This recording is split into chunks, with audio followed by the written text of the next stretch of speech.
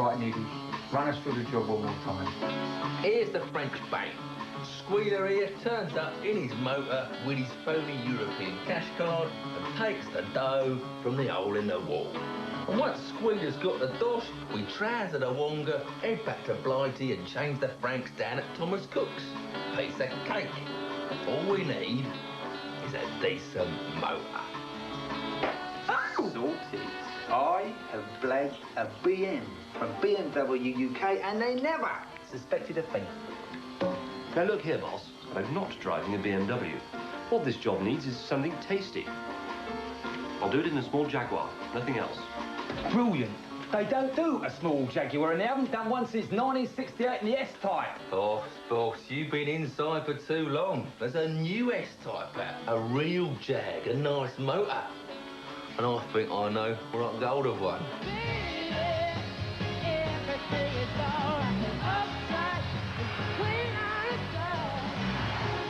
Old Needles might be a bit of a wide boy, but I've got to hand it to him for knocking off this new Jag. Back in the days when a new suit cost 2 and 6 and everything was made of real wood, Jaguar was very successful in this class. First, with the Mark II in 1959, and then later in 1963 with the revised S-Type. So unless you've been in a coma since Ronnie and Reggie were sent down, it's easy to see where the inspiration for this car came from. Does this shape look familiar? Yes, it's Inspector Morse's car, isn't it? A genteel car for bowling down the genteel leafy lanes of Oxfordshire, solving genteel crimes. Is it Eckers-like? In their day, the Mark II and S-Type were nothing of the sort. They were arch crooks cars because they were fast, they were cheap, and they handled brilliantly. In fact, they were so good in the wrong hands that the cops had to buy them as well, trading in their panda cars for a decent chance of apprehending the miscreants. My new S-Type has a 3-litre V6 giving 240 brake horsepower. It'll hit the 60 miles an hour in under 7 seconds. But if that's not enough for your getaway, you can also have a 4-litre V8, the same engine that you get in the bigger Jags. There's double wishbone suspension all round, and never mind exactly what that means, it's what you get on a Ferrari, which is all you need to know. There's rear-wheel drive, traction control, 50-50 weight distribution. Blimey, it's going to blow my bloody doors off. Yes, I know. Jaguar is owned by Ford these days. But so what? I hear some people cry that this V6 is distantly related to one you can have in a Mondeo. But so what? And yes, I know, this car was loosely based around the underpinnings of Ford's new Lincoln model. But so what? I would like to point out that the Jaguar S-Type was designed, conceived and is built by the excellent men and women of Albion, and is made at Castle Bromwich in a factory that used to produce Spitfires. That'll give BMW and Mercedes something to worry about. But I'm not Neville Chamberlain, and I'm not going to underestimate what Jaguar is up against. The S-Type has to take on the might of the BMW 5 Series, the Mercedes E-Class and the Audi A6. But if it's successful, it should double Jaguar's output.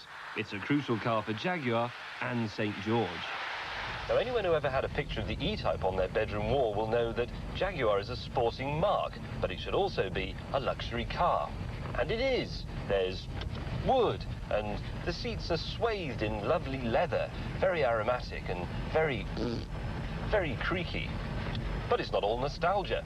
This dashboard is beautifully laid out, and there are gadgets galore. There's an excellent hi-fi. You can have satellite navigation. You can even have voice activation of these functions, so you can talk to the car, and it will obey your every command.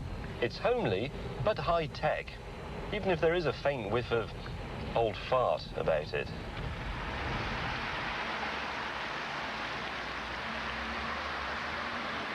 When I first saw the motor, I thought, nah, too retro. A car so backward-looking that it really should be turned around and driven everywhere in reverse. But I'm starting to like it. I really am. I like the way this rear end imitates the bigger Jag saloons. Nice.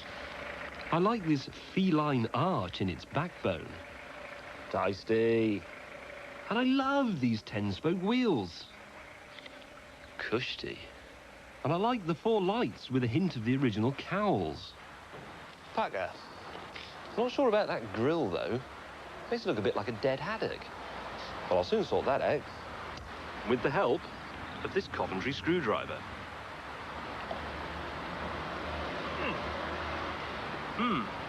Rather better made than they used to be. Anyway, I've got a serious job to do. Let's go to work. This new S-Type is perfect for the job. It is, pauses to light pipe, a proper car and a real Jaguar.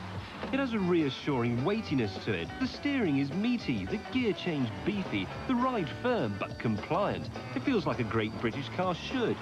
Crooks, go for this V6 manual. Golf club chairman, you want the V8 automatic. It's more waftable. Jaguar will do me a good finance deal, but as everybody knows, you're better off with cash.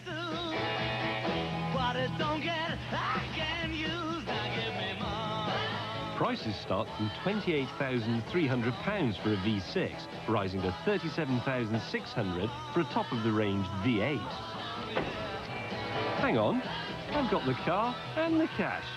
Sorry, boss, but I'm going straight down the Costa del Crime to set myself up.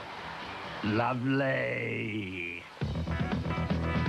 Next week, the old Toyota Starlet was a dog. Is the new Yaris any better? And the Lancia Integrale, according to Quentin, the most exciting thing to come out of Italy since Sophia Loren.